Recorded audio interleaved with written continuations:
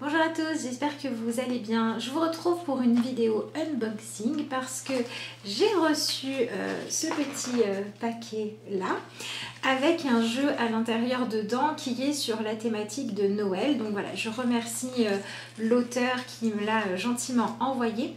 Donc elle a une page Facebook qui s'appelle Les Cartes de Pierrot. Je vous mettrai le lien pour aller sur sa page si vous voulez commander cet oracle dans la description. Et en fait voilà, c'est un jeu qui a été édité à vraiment très peu d'exemplaires. Je crois qu'il en reste que 2 ou 3 à vendre. Donc si vous voulez l'avoir, c'est maintenant. Je ne sais pas du tout s'il sera réédité ou pas l'année prochaine. C'est un oracle qu'elle a fait elle-même, qu'elle a fait imprimer en France. Donc voilà, moi je trouve ça super comme initiative. Et voilà, je ne l'ai pas encore vu. J'avais vraiment envie qu'on le découvre ensemble. Donc je vous propose qu'on passe tout de suite à l'ouverture et à la découverte. Allez, on va tout de suite ouvrir le jeu, le paquet ensemble et on va regarder ce qu'il y a à l'intérieur. Oh, que c'est joli! Alors, à l'intérieur du paquet, on a l'oracle qui arrive dans une magnifique petite pochette dorée avec une petite breloque de Noël. Voilà, c'est super mignon. Alors, j'ai aussi un petit mot. Donc voilà, les exemplaires sont numérotés. Hein. Je ne vous montre pas le petit mot. Ah, et ça, c'est super original. On a la recette du pain d'épices de Noël. Donc voilà, vraiment pour se mettre dans l'ambiance et de la tradition, c'est vraiment top. Et donc, on va regarder tout de suite ce qui nous intéresse le plus. Donc, on va ouvrir ensemble le petit paquet. Donc voilà, c'est une petite pochette souple. Et à l'intérieur, nous avons donc les cartes avec, alors voilà, comme je vous le disais, les jeux sont numérotés. Donc moi, j'ai le numéro 12. Donc, vous avez un oracle de 36 cartes. Vous avez une petite explication de l'auteur, voilà, qui vous dit que c'est un jeu qui est dédié à Noël, qu'il va y avoir donc des mots-clés à l'intérieur. Vous avez des remerciements aussi. Et vous avez la même chose en dessous en anglais. Hop. Et ensuite, vous avez pour chaque carte des mots-clés qui ont été choisis par l'auteur sur un petit dépliant. Hop, voilà. Donc pour chacune des cartes, vous avez le nom de la carte en français et en anglais. Et vous avez également les mots-clés en français et en anglais. Donc l'avantage de ce genre de petits dépliants où il n'y a que des mots-clés, c'est qu'on reste vraiment très libre dans l'interprétation. Voici le dos des cartes. Donc c'est vraiment l'esprit de Noël. Et puis on va les découvrir ensemble. Alors sur chacune des cartes, vous avez une illustration et vous avez à chaque fois 2 mots qui vont parler de la même chose mais dans un sens différent, un sens plutôt positif et un sens plutôt négatif. Donc c'est très bien dans le sens où ça permet d'avoir un jeu qui va nous laisser assez libre de l'interpréter et de l'utiliser de plusieurs manières. Donc ça, c'est la première carte, amasser ou partager. Hop. Ensuite, vous avez âme d'adulte ou d'enfant.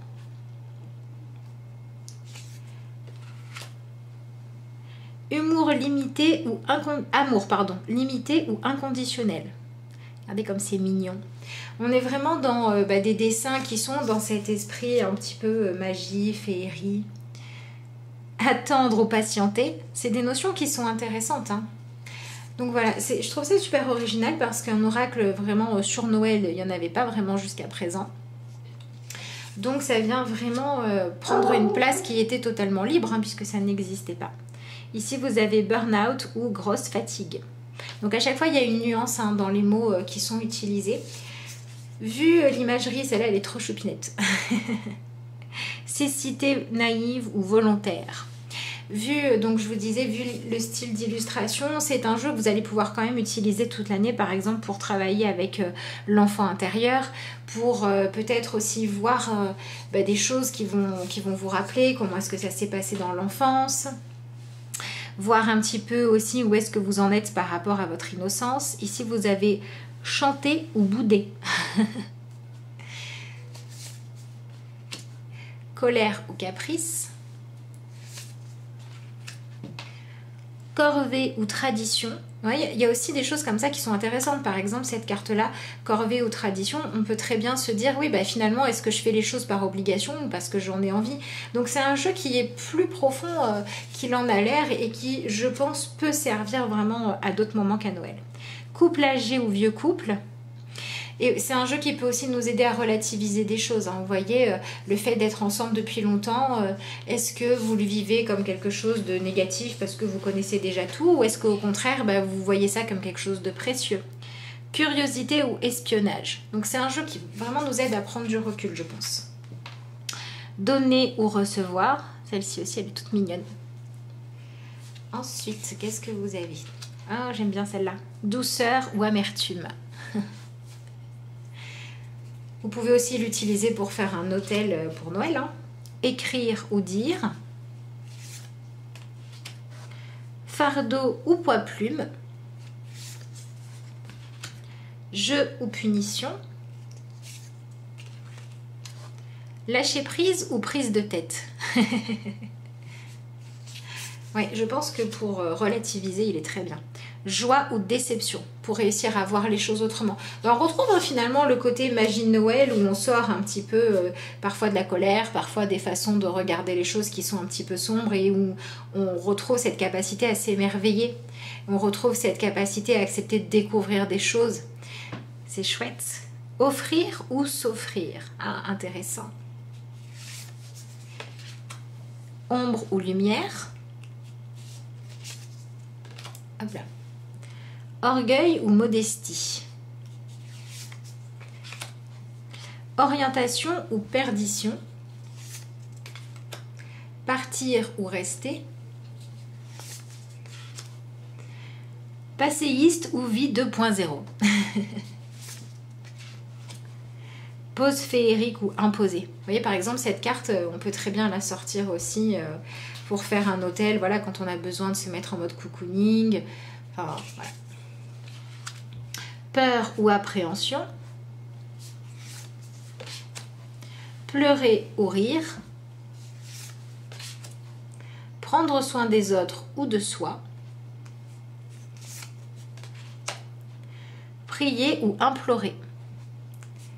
Il y a quelque chose aussi, je trouve que derrière on a beaucoup la notion d'acceptation, aussi la notion d'amour inconditionnel. Sédentaire ou sportif. Silence ou bavardage. Simple envie ou désir profond. Celle-là aussi elle est intéressante. Est-ce qu'on est dans des addictions? Est-ce qu'on est dans vraiment avoir envie de quelque chose? Comment est-ce qu'on fonctionne par rapport à tout ce qui est matériel? Travail ou passion? Ah, celle-là, j'aime beaucoup. Et la dernière, vengeance ou amusement. Voilà, je vous ai montré toutes les cartes. Donc, vous voyez qu'elles ne sont pas numérotées. Je n'ai pas regardé, je suppose qu'elles sont classées par ordre alphabétique. Oui. Oui, elles sont classées, je crois bien, par ordre alphabétique. Donc, elles ont l'air de se mélanger très très bien. Pas de problème. On va voir si elles glissent bien. Ah bah oui. Elles glissent bien aussi, ouais, donc au niveau de la qualité, c'est plutôt pas mal. Elles sont un petit peu souples, mais le carton est quand même assez rigide, donc ça va. Voilà, et on a vraiment des cartes très très choupinettes. Allez, on se fait un petit tirage à choix. Donc, je vais tirer 3 cartes. Je vais vous laisser le temps de choisir la vôtre.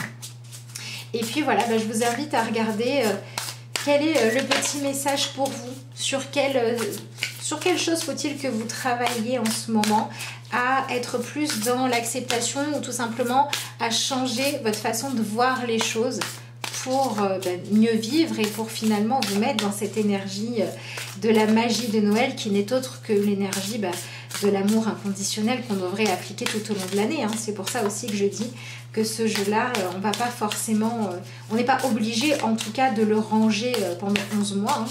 Et puis ça peut être aussi un plaisir de le ressortir à une certaine période, pourquoi pas.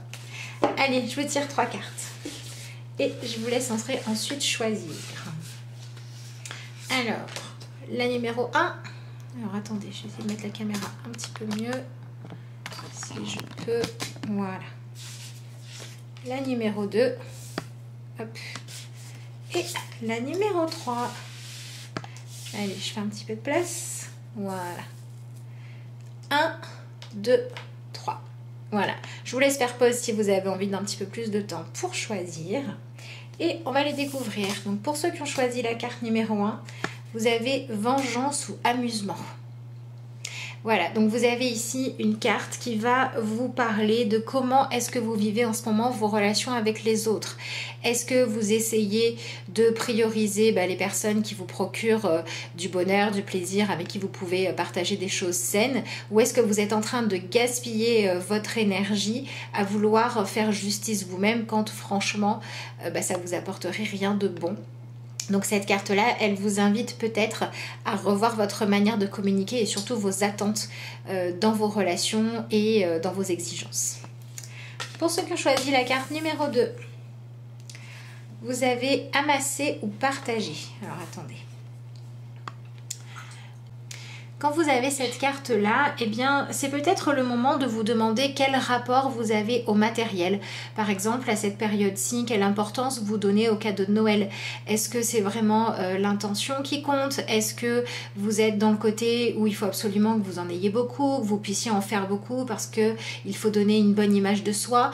Ou est-ce que vous acceptez de faire en fonction de vos moyens pour juste vraiment laisser l'intention de faire plaisir, avoir le dessus sans vous sentir frustré si vous n'avez pas les moyens? Et si au contraire vous avez beaucoup de moyens, est-ce que vous êtes dans une véritable forme de générosité? Est-ce que vous faites plutôt les choses pour donner l'impression d'être quelqu'un de généreux? Comment est-ce que vous vous positionnez par rapport à tout ça? Est-ce que par rapport au pouvoir d'achat, vous êtes en accord avec ce que vous vivez, vous êtes dans l'acceptation, ou bien est-ce que vous utilisez ça comme une arme, soit pour vous placer en supérieur aux autres, soit pour vous sentir inférieur finalement, quelque chose qui ne serait pas bon? Et où est-ce que vous en êtes aussi peut-être par rapport à la peur de manquer, que ce soit manquer de considération, que ce soit manquer de réussite et pas être fier de vous, ou tout simplement manquer de ce dont vous avez besoin? Quelles sont vos croyances? Et comment est-ce que vous pourriez faire évoluer ça d'une manière plus positive? Peut-être vous ouvrir à plus faire circuler l'abondance, que ce soit dans donner avec de meilleures raisons ou que ce soit dans vous autoriser à recevoir.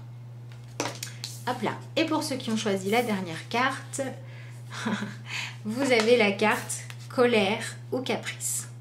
On a quand même 3 cartes qui nous parlent de choses un petit peu différentes, mais qui rejoignent ce côté de où est-ce que vous en êtes dans vos attentes et dans ce que vous donnez, et où est-ce que vous en êtes aussi dans votre estime de vous. Et on va la retrouver beaucoup avec celle-là. Dans le côté de colère ou caprice, c'est comment est-ce que vous vous sentez en ce moment. S'il y a quelque chose, si vous avez choisi cette carte-là, il y a peut-être quelque chose qui vous frustre, quelque chose qui ne va pas bien. Peut-être que vous aimeriez pouvoir avoir plus d'influence sur les événements, que vous aimeriez pouvoir être celui qui décide des choses et que vous ne pouvez pas. Donc, est-ce que vous avez une réelle colère au fond de vous que vous avez besoin d'évacuer, que vous avez besoin aussi d'accepter pour pouvoir la comprendre et la transformer en quelque chose de positif? Ou est-ce que vous êtes tout simplement avec la frénésie de Noël, le shopping un peu partout, le moment où on s'autorise peut-être un petit peu plus à exiger des choses, et bien en train de vouloir justement tout contrôler et en fait de vous auto-gâcher cette période parce que à avoir trop d'attentes vis-à-vis des autres ou à trop reporter votre frustration sur les autres, vous ne réglez pas le problème et vous venez en créer des nouveaux. Donc cette carte-là, elle vous demande un peu de vous responsabiliser, de prendre votre bonheur en main et d'arrêter d'avoir trop d'exigences vis-à-vis des autres, vous n'en serez que plus heureux. Voilà pour ce petit test, donc avec... à vous de voir la carte que vous avez tirée. Est-ce qu'elle vous a parlé? Est-ce qu'elle vous a aidé à avoir des prises de conscience? Est-ce que ce côté un petit peu doux et un petit peu lumineux de ce jeu vous a aidé à accepter les choses peut-être plus facilement? Est-ce que ça vous a aussi rappelé des choses, peut-être des craintes que vous pouvez avoir par rapport à Noël, ou au contraire des bons souvenirs de partage aussi? Qu'est-ce que vous avez envie de mettre dans votre Noël à l'heure actuelle et sur quelle forme d'acceptation est-ce que vous devez travailler? Voilà, est-ce que c'est le moment de devenir plus autonome et d'avoir moins d'exigences? Est-ce que c'est le moment d'accepter en fait votre niveau financier et de chercher soit comment le faire progresser en ayant moins peur de manquer, soit comment donner d'une manière qui soit plus juste avec à la base des intentions de donner qui sont plus saines, ou bien est-ce que vous avez tout simplement besoin de laisser un petit peu un passé douloureux derrière vous pour remettre de la joie de vivre dans votre vie?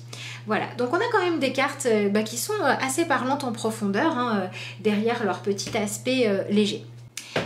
Et bien écoutez, voilà, on a découvert ensemble ce joli petit oracle de Noël. Je suis ravie qu'il rejoigne ma collection.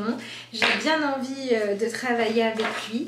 Voilà, que ce soit pour faire des tirages, que ce soit pour, voilà, pourquoi pas mettre sur un autel consacré à cette belle énergie de Noël et de partage.